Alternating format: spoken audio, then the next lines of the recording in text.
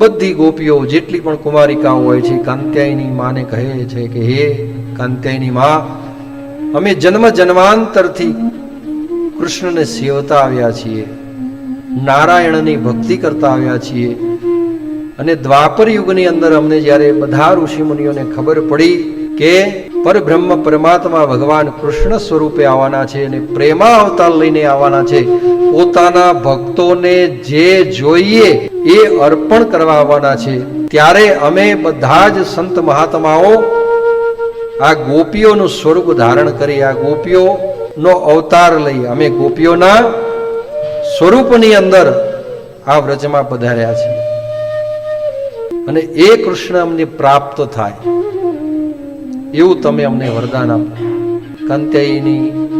માતા કહે છે કે કૃષ્ણ તમને અવશ્ય પ્રાપ્ત થશે. તમારા પ્રત્યેની જે ભક્તિ ભાવ છે તો એ જોઈ અને હું તમને વરદાન આપું છું કે જ્યારે શરદ ઋતુ આવે અને શરદ ઋતુની પૂર્ણિમા હોય, એ પૂર્ણિમાના દિવસે જ્યારે પણ વાંસળીનો સૂર સંભળાય ત્યારે તમે વ્રજભૂમિની અંદર દોડી જજો,